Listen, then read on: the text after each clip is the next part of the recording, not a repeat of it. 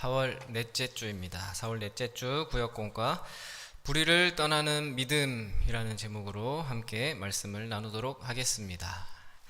네, 이스라엘 백성들은 출애굽 이후에 광야 생활을 하면서 지금까지 여기까지 인도하신, 그리고 지금도 인도하고 계시고 또 앞으로도 인도하실 하나님을 경험했습니다. 경험하고 있습니다. 그러나 그럼에도 불구하고 하나님의 말씀을 대적하고 불순종한 일이 많이 있습니다. 가나안 땅을 정복을 하기 위해서 정탐꾼을 보내고 그 정탐꾼들이 돌아왔는데 12명의 정탐꾼을 보냈지만 10명의 보고에만 귀를 기울였죠. 그들이 너무 강하다. 우리 다 죽는다. 우리는 메뚜기다. 그 정도밖에 안 된다. 그러니 다시 애굽 땅으로 돌아가자라고 불평과 불만을 늘어놓았습니다. 그래서 하나님이 벌하셔서 그때 원망하던 백성들은 가나안 땅에 들어가지 못했습니다. 자, 이런 일을 겪고 나면 어떤 일을 겪고 나고 또 일이 있으므로 벌을 받고 그런 기회가 되면 반성을 하고 앞으로는 그러지 않아야 될 텐데 물론 가나안 땅에 못 들어갔던 거는 20세 이상으로 나오거든요. 그러니까 그 다음 세대들은 본인들이 직접 안 겪어서 그랬는지 모르겠는데 그것도 아니면은 또 광야 생활이 워낙 힘들잖아요. 힘드니까 알지만 경험했지만 지금이 너무 힘드니까 그래서 불만을 계속 쌓여서 원망하고 반역하는 그런 사건이 되풀이되는 것을 볼 수 있습니다. 자, 오늘 본문 16장에도 보시면 그런 가나안 땅 이후에 또 다른 반역의 사건이 발생하는데 이번에는 이스라엘 백성들의 지도자들이 모여서 모세와 아론에게 반기를 듭니다. 레위 자손인 고라, 오늘 고라가 나오죠. 또 르우벤 지파가 주동을 해서 250명이 모세와 아론에게 찾아와서 따지는 거예요. 아니, 우리 모두가 선민이고 우리가 다 택함 받았고 거룩한 하나님의 백성인데 너희들의 권력이 너무 과도하다. 어찌 너희만 스스로 높이느냐라고 와서 따져요. 그러니까 모세와 아론이 아니다. 우리 스스로 내 스스로 우리가 혼자 해먹으려고 우리 임의라고 나오죠. 임의로 한 것이 아니다. 다 하나님의 인도하십니다. 하나님의 뜻이지 하나님이 시켜서 했지 내가 한 건 아무것도 없다. 자, 그러면 누가 맞는지 한번 하나님께 물어보고 그러면 심판대에 한번 서보자 라는 상황이 오늘 본문 말씀의 상황입니다. 자, 그럼 이 상황에서 여기까지 상황에서 오늘 질문을 함께 보면서 말씀을 살펴보도록 하겠습니다. 자, 1번입니다. 고라가 온 회중을 선동하여 모세와 아론을 대적하자 하나님은 회중을 멸하려 하십니다. 1번에 모세가 고라 일당에게 지시한 일은 무엇입니까? 자, 모세가 그 고라 일당에게 그 사람들에게 뭔가를 시키는데 좀 전에 얘기했던 그러니까 고라 일당들이 너희만 잘났냐고 모세와 아론한테 와서 너희만 잘났냐고 그 좋던 우리가 있던 애굽 땅에서 이끌어내서 광야에서 죽게 만드는 것도 모자라서 이제 니네들이 우리의 왕이 되려냐 그렇게 따지니까 지금 모세가 지금 고라 일당에게 지시한 내용입니다. 자, 그러면 하나님께 여쭤보자 이렇게 하자라는 게 16절 17절이거든요 16, 17절 우리 같이 한번 읽어보겠습니다. 이에 모세가 고라에게 이르되 너와 너의 온 무리는 아론과 함께 내일 여호와 앞으로 나아오되 너희는 제각기 향로를 들고 그 위에 향을 얹고 각 사람이 그 향로를 여호와 앞으로 가져오라. 향로는 모두 250개라. 너와 아론도 각각 향로를 가지고 올지니라. 자, 지시한 일이 뭐냐? 내일 여호와 앞으로 나아오되 너희는 제각기 향로를 들고 그 위에 향을 얹고 각 사람이 그 향로를 여호와 앞으로 가져오라. 자, 16, 17절에 걸쳐 나오는 말씀입니다. 그 향로를 가지고 하나님 앞에 모이자라는 말입니다. 향로를 가지고 여호와 앞으로 하나님께 선다라는 건요, 하나님의 판결을 받겠다라는 겁니다. 이렇게까지 하기에 있어서 고라의 반역은요, 단순히 광야 생활이 힘들어서 불평, 불만을 늘어놓는 수준이 아니라 정치적인 반란이었습니다. 그뿐만 아니라 또 정치적인 반란 수준을 넘어서 하나님을 대항해서 싸우려는 영적인 패역 행위였습니다.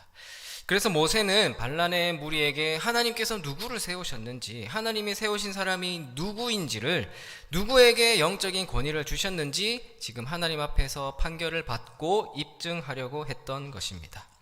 자, 이 반란을 일으키는 고라도 사실 레위 지파예요. 레위 지파 고핫 자손입니다. 자, 고핫 자손의 임무가 뭐냐면 성물 운반을 했어요. 성전에 드려지는 제사를 사용하는 그 성물을 운반하는, 그 이사할 때마다 싸다니는 그 일을 했는데, 그래서 그 다윗이 법궤를 예루살렘 성에 옮길 때 베레스 우사 사건 아시죠? 그때 누가, 여기 나오는 고핫 자손이 성물을 어깨에 지고 메고 와야 되는데 수레를 끌었잖아요. 그래서 우사가 그 떨어지려는 수레를 잡으니까 죽어버렸다 해서 베레스 우사가 됐는데, 자, 그때 그 이 고핫 자손들이 성물을 담당해야 되는 그런 고핫 자손이 나오는 거예요. 자, 근데 이 고핫 자손인 고라는요, 자기가 담당하던 성막 안에 성물을 관리하는 직무, 그 임무를 맡고 있는데, 그 임무를 영광스럽게 생각하기보다는요, 오히려 지금 모세와 아론의 제사장직을 시기를 하고 있는 겁니다. 시기를 하고 있어요. 자기 일 하는 것보다는. 자, 여기까지만 보면 딱 생각해 보면요, 고라의 입장에서 한번 생각해 보면요, 다 하나님이 맡기신 일이 있잖아요. 다 각 사람에게 하나님이 맡기신 일이 있습니다.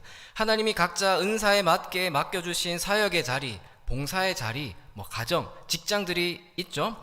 그런데 남의 떡이 더 커 보이고, 또 사촌이 땅을 사면 배가 아프다는데, 그것처럼 시기 질투를 하게 되면은 어떻게 되겠습니까? 앞으로 어떻게 될지 본문에 나오는데, 자, 그러면 또 모세와 아론의 입장에서 생각을 해보면요, 자, 우선은 내게 주어진, 내가 가지고 있는 이 권력이 내 권위가 아니라는 거예요. 내 거가 아니에요. 하나님이 맡겨주신 중한, 무거운 자리다라는 인식이 있어야 되겠죠. 자, 그래서 어떤 문제가 발생한다면은 하나님께 제일 먼저 어떤 일이 생겼다, 문제가 생겼다 그러면 하나님께 제일 먼저 물어봐야 되는 거예요. 그게 뭐냐면 기도하는 거죠. 이렇게 고라의 입장에서도, 또 모세와 아론의 입장에서도 보면은 참 우리가 알아야 되는 일들인 것 같습니다. 양쪽 모두 입장에서 하나님이 나에게 맡겨주신 사명의 자리도 있겠죠.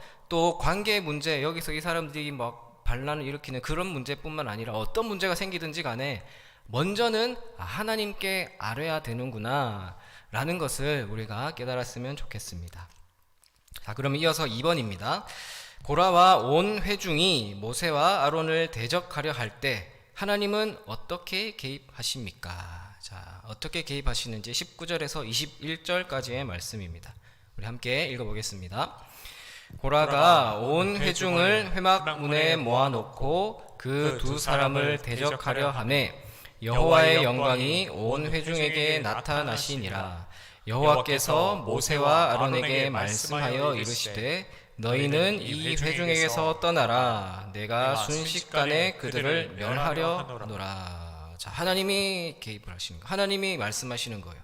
여호와의 영광이 나타나서 내가 순식간에 그들을 멸하노라. 하나님께서 순식간에 그들을 멸하겠다고 말씀하십니다. 고라가 지금 온 회중을 선동해서 모세와 아론을 반역해서 죽이려고 하니까 하나님의 영광이 온 회중에게 나타났습니다. 그리고 내가 순식간에 그들을 멸하노라 라고 말씀하십니다. 이 위급한 순간에, 이 급격한 순간에 하나님께서 특별히 역사하셔서 개입하신 것입니다. 그러면서 하나님은 모세와 아론에게 이 회중을 떠나라 라고 말씀하시죠. 그리고 그들을 하나님께서 순식간에 멸하겠다고 말씀하시는데 하나님도 분노하시는 거예요. 하나님께서 분노하셨습니다. 참, 이것도 보면요, 하나님은요, 물론 이 성경에서만 그런 것이 아니라 하나님은 이 세상에서 일어나는 일에 대해서, 그러니까 하나님이 이 땅을 창조하시고 방관하시는 그런 하나님이 아니시라는 거예요. 그것을 이신론이라고 해요. 왜 하나님께서 이 세상을 창조하시고 모든 것들에 다 하나님의 그 신이 곁들여 있다. 그게 범신론이라고 하고, 반대로 하나님께서 딱 창조해 놓고 멀찍이 떨어져서 그냥 설계해 놓고 그냥 돌아가게 가만히 내버려 두고 계신다.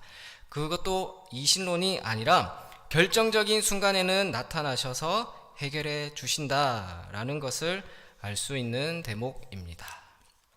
자, 그러면 3번을 이어서 보시면, 모세와 아론은 진노하신 하나님 앞에 엎드려 무엇이라고 말합니까? 자, 이 상황에서 모세와 아론이 진노하신 하나님 앞에서 말을 하죠. 자, 뭐라고 하면 22절도 함께 읽어보겠습니다. 그 두 사람이 엎드려 이르되, 하나님이여, 모든 육체 생명의 하나님이여, 한 사람이 범죄하였거늘 온 회중에게 진노하시나이까. 자, 하나님이 이제 회중에게 영광스럽게 나타나셔서 다 개입을 하려고 하니까 모세와 아론이 이 말을 한 거예요. 모든 육체의 생명의 하나님이여, 한 사람이 범죄하였거늘 온 회중에게 진노하시나이까. 한 사람이 범죄하였는데 온 회중에게 진노하십니까? 라는 말을 하죠. 자, 모세와 아론이 하나님께 엎드렸어요. 기도를 하는 거죠. 백성을 위해서 하는 중보 기도입니다. 왜 한 사람이 범죄했는데 온 백성이 죽임을 당해야 합니까? 반역의 그 중심 세력 고라 때문에 온 회중이 다 죽는다는 게 말이 됩니까? 라고 어찌되었든지 집단 몰살만은 막아보려는 몸부림을 하고 있는 것입니다. 모세와 아론은 지금 자기들이 죽을 입장이에요. 그 반란을 일으키는 그 사람들 때문에 자기들의 생명이 위협을 받는 절체절명의 위기 상황에서도 물론 당연히 하나님을 대적한다면 하나님의 공의, 정의가 실현돼야 하겠지만은 백성에게 긍휼을 베풀어 주시는 것을 잊지 않도록 백성의 안위를 먼저 생각하고 중보 기도를 합니다. 참, 이 모세와 아론의 모습을 통해서도 먼저 나의 안위가 위협받는 이 상황이지만 많은 백성들을 위해서 기도하는 참된 리더, 참된 목자의 모습을 볼 수 있는 대목입니다. 자, 그러면 나눔 1번입니다. 나눔을 보시면, 위압적인 태도로 군림하려는 권위주의는 지양해야 하지만 하나님이 공동체를 위해 세우신 사람의 정당한 권위는 존중되어야 합니다. 오늘날 정당한 권위가 인정받지 못해서 나타나는 현상은 무엇인지, 이를 바로잡으려면 어떤 노력과 조치가 필요한지 서로 생각을 나눠봅시다. 또 나눔 2번을 보시면, 모세와 아론은 자기 명예보다 백성의 안위를 염려하여 중보자 역할을 감당했습니다. 하나님과 불의한 세상 사이에 선 제사장 같은 존재로서 우리가 감당해야 할 역할은 무엇인지 이야기해 봅시다. 자, 우리 여러분들 다들 잘 아시겠지만 우리도 다 택하신 족속이고 왕 같은 제사장이라고 그랬어요. 그렇죠? 그렇기 때문에 이 말씀을 쭉 보시면서 나도 고라와 같이 그 백성들처럼 하나님이 주신 사명을 내 것도 제대로 감당하지 못하면서 다른 권위를 부당하게 여기고 반역을 하진 않는지, 그런 마음은 없는지, 아니면 또 내게 맡기신 그 사명을 잘 감당하고 있는지 그렇게 한번 돌아보셨으면 좋겠고, 또 나도 모세와 같이 나도 왕같은 제사장이라고 했는데 영적인 리더의 입장과 위치에서 먼저 된 자로서 또 너무 권위적으로 또 위압적으로 강압적이지는 않은지, 그렇진 않더라도 무엇보다 나의 안위보다, 내 안위를 먼저 생각하는 것보다 한 사람이라도 더 긍휼히 여기는 마음으로 누군가를 위해서 기도하고 있는지 그렇게 돌아보았으면 좋겠습니다. 또 2번입니다. 2번을 보시면, 하나님은 고라 일당을 심판하심으로 모세와 아론의 권위를 지켜주십니다. 자, 이번에 1번, 모세가 하나님의 말씀을 따라 다단과 아비람의 장막으로 가서 회중에게 지시한 일은 무엇이었습니까? 자, 23절에서 27절까지 말씀인데 우리 26절 말씀만 한번 같이 읽어보겠습니다. 모세가 회중에게 말하여 이르되, 이 악인들의 장막에서 떠나고 그들의 물건은 아무것도 만지지 말라. 그들의 모든 죄 중에서 너희도 멸망할까 두려워하노라 하매.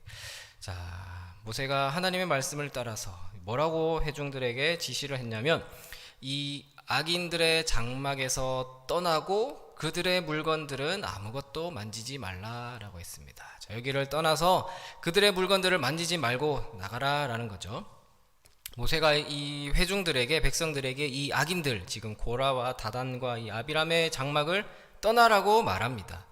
즉 고라 일행의 죄악에 더 이상 동참하지 말라고, 너희들이 거기 머물면서 그 죄된 길에서 머물지 말고 떠나라라고 경고를 하는 거예요. 마지막 경고입니다. 이스라엘 백성들에게 마지막으로 그 죄의 길에서 벗어나서 회개할 수 있는 마지막 기회를 주는 거예요. 만약에 이 마지막 경고를 무시하면 하나님께서 심판을 하실 것이다. 니들이 심판을 겪기 때문에 떠나라라는 기회를 줍니다. 자, 이렇게 기회를 줬는데 문제는 뭐냐면요, 이런 기회를 줬지만 그 가운데서도 고라와 또 그에 속한 사람들은 잘못을 뉘우치고 회개할 생각을 안 했다라는 거예요. 참 그렇죠. 아무리 옆에서 그리로 가면 안 돼, 그리로 가면 안 되고 이렇게 하면 안 돼 라고 조언을 해줘도 자기가 똥인지 된장인지 찍어 먹어봐야 아는 그런 사람들이 있어요. 참 인간이라는 존재가 얼마나 악한지, 얼마나 무지한지 알 수 있습니다. 회개할 기회를 마지막까지 주셨는데도 끝까지 거절하고 거부하는 모습을 볼 수 있습니다. 그래서 우리가 늘 하는 말로 영적인 분별력을 가져야 한다라는 그런 말을 하는 겁니다.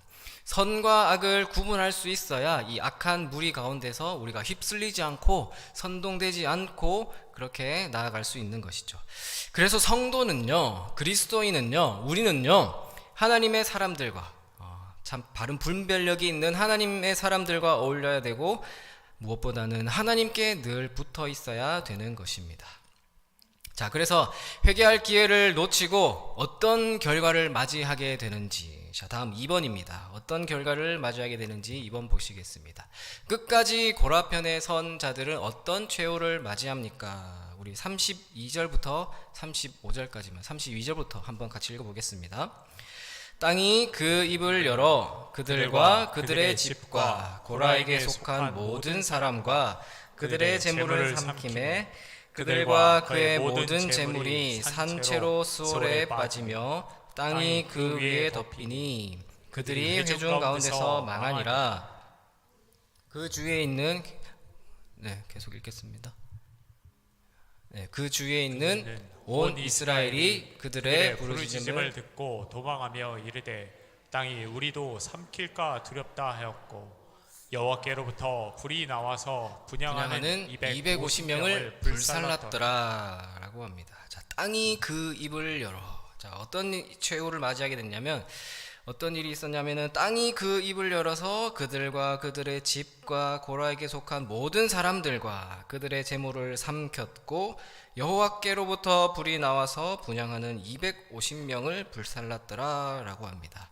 자, 땅이 입을 열어서 모든 이들을 삼켜버렸고 불이 나와서 분향하던 그 250명을 불살랐습니다. 자, 이 일이 있기 전에 16장 앞부분에서 모세가 분명히 말했거든요.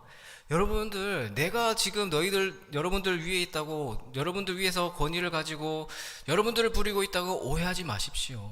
지금까지 내가 한 일과 내가 한 말은 내 마음대로 내 임의로 한 것이 아니라 하나님이 한 거예요. 하나님이 나를 보내시고 하나님이 시키신 일입니다 라고 그 말을 했어요. 내가 한 게 아니라 하나님이 시키시고 하나님이 하신 일이다, 그게 맞다면 지금 이렇게 될 거다라는 말을 미리 했었거든요. 보통 사람처럼 죽으면 니들이 맞고, 만약 새 일을 행하사 어떤 새로운 기적으로 땅이 입을 열어서 스월에 빠지게 되고 여호와의 불이 내려와서 불사르게 된다면 하나님이 하신 것이다 라고 미리 얘기를 했어요. 근데 그렇게 했던 말이 실제로 이렇게 이루어진 겁니다. 하나님의 마지막 경고에도 불구하고 끝까지 고라 편을 들면서 모세를 대적한 사람들은 하나님의 이 심판으로 땅이 갈라지고 그 땅 밑으로 묻히고 맙니다. 스월, 죽음의 자리라는 말이에요. 죽음의 자리에 이르게 된 것입니다. 하나님을 따르는 생명의 자리와 반대되는 자리를 대비를 해서 보여주는 겁니다. 이들이 수월에 빠졌다라는 건요, 하나님의 백성이라는 정체성을 잃게 된 것을 의미합니다.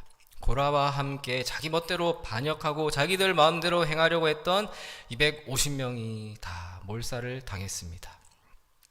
자, 이렇게 하나님은요, 하나님의 뜻에 순종하지 않는 자들이 그런 사람들이 멋대로 자기들 마음대로 질서를 무너뜨리는 그런 행위를 그냥 두고 보시지 않으시는 겁니다. 용납하지 않으십니다. 하나님의 뜻에 순종하지 않고 자기들 멋대로 질서를 무너뜨리는 그런 사람들은 하나님의 심판의 대상이 된다라는 것을 오늘 말씀이 보여주고 있습니다. 자, 그러면 우리 마지막으로 나눔 3번 함께 읽도록 하겠습니다. 악한 길에서 벗어날 기회가 있을 때, 악한 자들의 모의에서 빠져나올 기회가 있을 때 지체 말고 뛰쳐나와야 합니다. 오늘날 하나님이 그리스도인들에게 속히 떠나라고 명령하시는 악한 길은 무엇인지 이야기해 봅시다. 네, 오늘 말씀을 간략하게 정리를 하겠습니다. 크게 두 가지예요. 첫 번째는 하나님이 맡겨주신 소명의 자리를 귀하게 감당해야 한다라는 거예요. 하나님이 맡겨주신 소명, 부르심, 각자에게 하나님이 맡겨주신 그 자리를요, 우리가 귀하게 감당해야 한다라는 거예요. 하나님이 맡겨주신 부르심의 그 자리는요, 귀하고 천하고 높고 낮음이 없습니다. 하나님 보시기에 다 모두가 귀하고 소중한 자리예요. 그 자리를, 내가 있는 지금 이 자리를 하나님이 나에게 맡겨주신 거예요.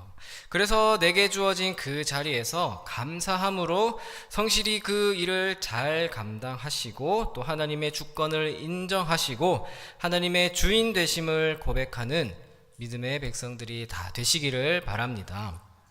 또 두 번째는, 회개하지 않으면 어떻게 되는 걸 봤습니까? 회개하지 않으면 망한다라는 거예요. 하나님은 이 고라 일당들에게 회개할 기회를 여러 번 주셨어요. 그런데 결국 그들은 회개하지 않고 망하고 말았습니다. 출애굽기를 보면요, 하나님을 이렇게 표현하거든요. 자비롭고 은혜롭고 노하기를 더디하시고 인자와 진실이 많은 하나님이시다 라고 표현을 합니다. 한마디로 은혜의 하나님이시죠. 하나님은 회개하면은 용서해 주신다라는 거예요. 그런 은혜의 하나님이십니다. 다윗도 믿음의 사람이지만 많은 죄를 범했어요. 다윗이 그 많은 죄 가운데서 돌이켜서 믿음의 사람, 믿음의 그런 선 왕이 될 수 있었던 이유는요, 그 죄 가운데 있을지라도 진정으로 돌이키고 회개했기 때문이에요. 그래서 사랑하는 우리 동인교회 성도 여러분들도 먼저는 하나님이 맡겨주신, 하나님이 불러주셨잖아요. 그 소명의 자리, 우리 교회 각 직분이 되었든 또 가정이 되었든 일터가 되었든 그 자리에서 최선을 다하시기를 바랍니다.